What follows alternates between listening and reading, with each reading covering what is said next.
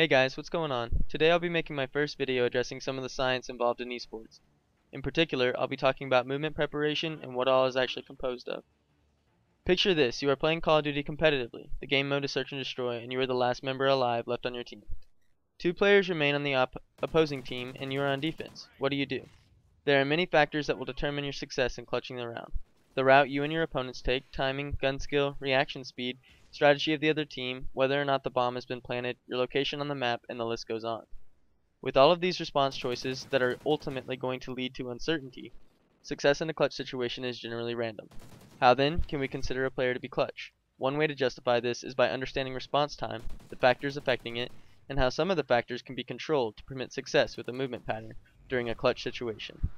Response time is composed of two elements, reaction and movement time. Reaction time is the amount of time required to formulate a response. Movement time is the measurement of time it takes to complete the movement. From the moment that you realize where your opponent is until the time you begin moving the joysticks is an example of reaction time. Actually performing the movement of the sticks triggers drop or jump shot until completion of the kill or death is movement time. Added together, these two factors make up response time. In using Hicks' law discovered by Hick in 1952 when observing reaction time, we know that a higher number of response choices correlates with a slower reaction time. What does this have to do with esports? Let's assume in a controlled experiment that the two opponents from the other team in our previous example are both in your line of sight equal distance from the edge of your monitor or TV. Since the experiment is controlled, you have only two response choices, which are to shoot one player or the other. All other factors, connection speed, controller, monitor speed, Xbox lag, etc., are cast away in this experiment. Here is the factor that stands out. One of the players is facing the opposite direction of you, so from this example, it is obvious that the player facing you must be shot first. However obvious this realization may be, you are still at a disadvantage according to Hicks' law, which states that it takes 300 milliseconds to react to two stimuli, whereas your opponent, with only one stimulus, and that being you, will only need 200 milliseconds to react. It is easy to comprehend why winning gunfights can prove difficult at times. Response choices contribute to the level of uncertainty in the task, and higher levels of uncertainty, as previously mentioned, correlate to slower reaction times. How can a gamer improve their reaction time as well as overall response time? One answer is in controlling the levels of uncertainty. A way to keep uncertainty in your favor is to increase the level of uncertainty in an opponent. Think to yourself if there is a particular route that you run that results in random success. If so, maybe your level of uncertainty is higher than that of your opponent's. One solution to this is to have an assortment of strategies and routes to take that exploit the advantages of choke points, nade spots, and lines of sight. This seems like common sense, but many players fall into a habit of doing the same thing over and over and struggle with success. Keeping your opponent guessing will result in more successes as you catch them off guard. Increasing your opponent's uncertainty is not the only aspect to focus on when implementing strategy, though. You must also attempt to read the signs of the minimap, callouts, teammate positioning, and whatever else must be processed during the game. With that said, a way to reduce the processing strain placed on the team is to know who goes where and does what. By knowing what your teammates will be watching, places they can be killed from, and their callouts, filtering through the massive information will be easier and give an advantage against a less coordinated team or player. Anticipation, although innate for the most part and involving risk, can often help in reducing reaction time. If a callout is made near you and the direction and intent of the opponent is included, you can begin preparing your response before you ever even see your opponent and pick up an easy kill.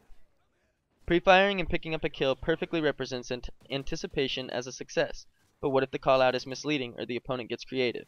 That is where we see risk with anticipation, because if you pre-fire and your opponent isn't where you thought they'd be, then you've just given away your position for no reason.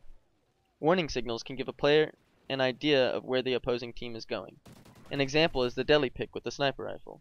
If a player crosses, they will either be killed or called out, and if there is no cross, then the team is likely not going to the B-bomb site. Fakes are also another helpful way to throw an opponent off guard. But in order for a fake to be successful, it must be both realistic and the timing is very critical.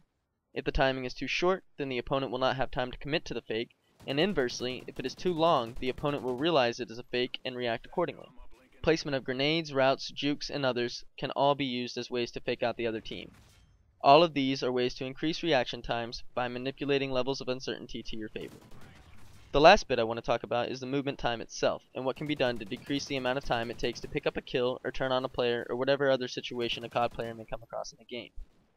Sensitivity should be as high as a player can control, because it allows the player to snap and turn to targets more quickly. If the sensitivity is too high, shots will be missed, which ultimately takes away from a player's ability to be skilled. With that being said, I move into the next point, which is that gun skill is something that needs to be practiced.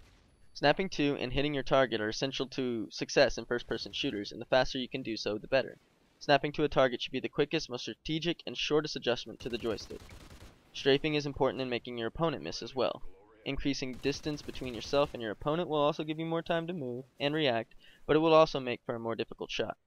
Taking the shortest route to a blitz point or domination flag, or just to a rush route, can mean the difference between a huge play and a disappointing one. Practice is ultimately the key to improving your response time, but practicing the wrong things can hinder progress. Focus on the components of response time, which are reaction and movement, when developing strategies to decrease it. Remember Hick's Law and try to place yourself in situations where it is in your favor. I will post the names of a few apps for reaction time in the description. If you guys liked the video and would like to see more, please like, favorite, comment, or subscribe. Thank you guys for watching.